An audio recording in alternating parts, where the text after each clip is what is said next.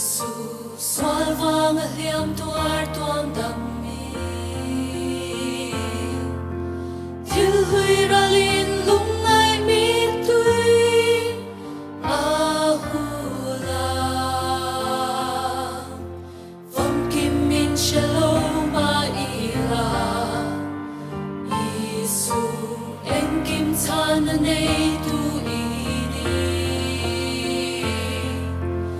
Iram kan khen hunin lungai abova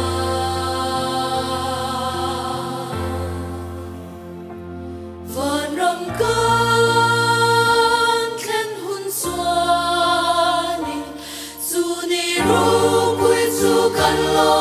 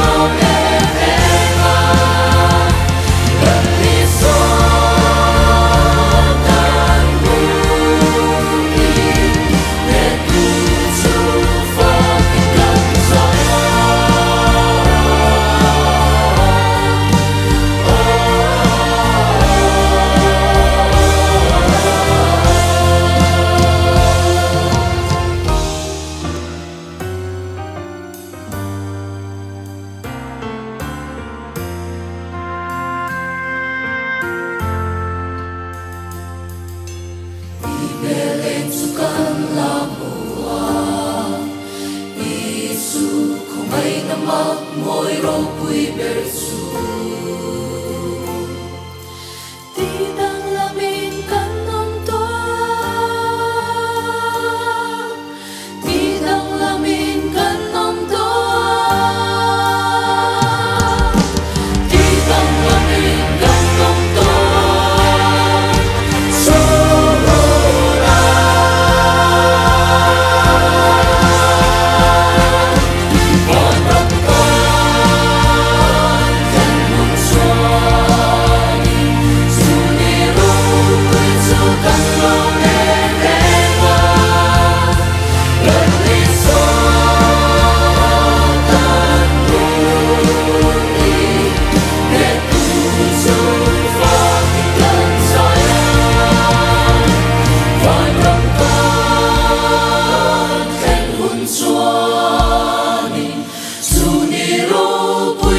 Kan lo